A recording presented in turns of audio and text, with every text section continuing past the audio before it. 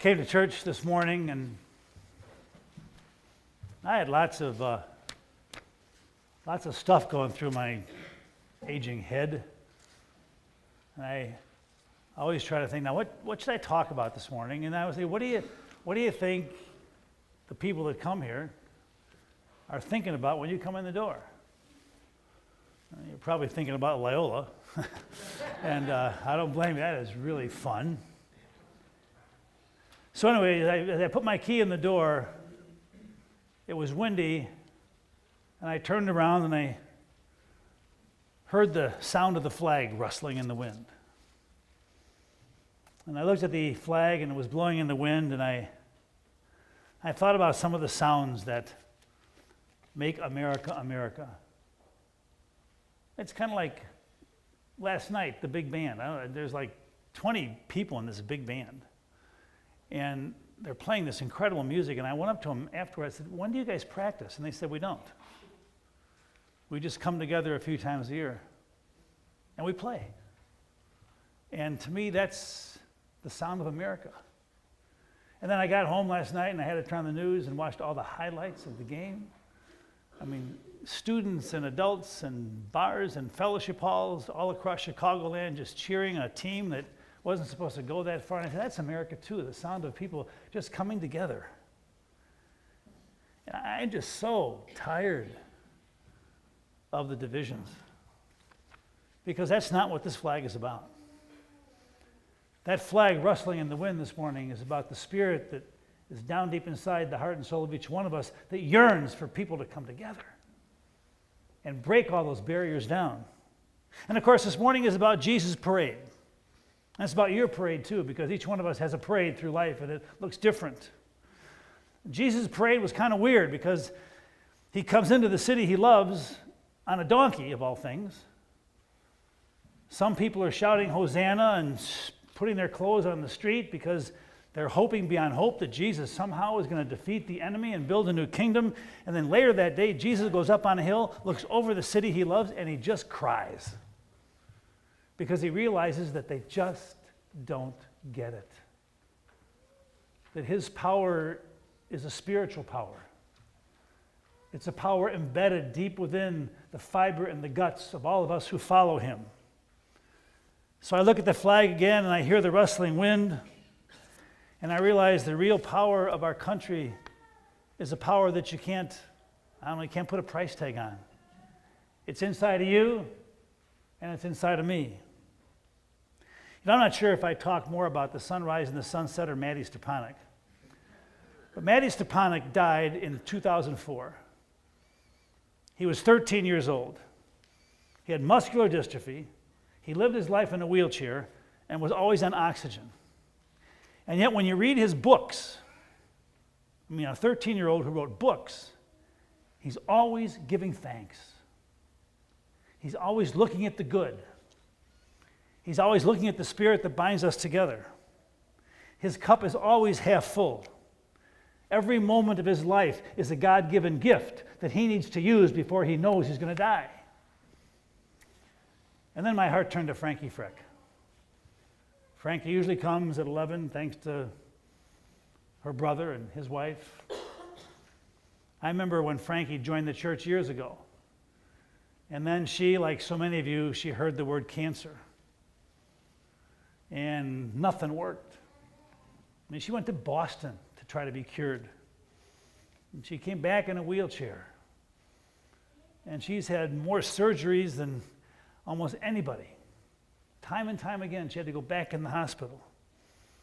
And yet somehow, some way, Frankie exudes Maddie's spirit. Because she may not walk with her legs, but she walks with an inner spirit that is very contagious. In her voice and in her eyes, I see America. In that courage that she has to face every day and to live alone and to deal with all the disabilities that she has, that's what America is about. It's about that inner something that makes us special and free and good, the freedom to dream and to be somebody. One of you came by the other day to hand me an article because you were probably getting tired of me talking about the sunrise. Here's something else to talk about, Don. It was a powerful article. It was about a young man named Dryland. Draylen. He is one of the people that was killed by the Austin bomber, 17 years old. It was a powerful article because the author talks about the fact that when there's a shooting like there was in Florida, the Austin bomber, we have a tendency to spend most of our time thinking, what is it that made this person do this? And meanwhile, the people that lost their lives, lost their dreams, they're kind of pushed aside. But look at those crowds in Washington yesterday.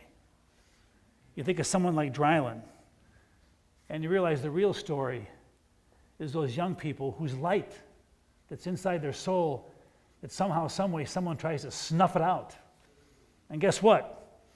Draylen may only be 17, and Maddie may only be 13, and Frankie may not be able to walk, but that light inside the very guts of who they are is what this country is about. And we need to rediscover that, because that's what brings us together.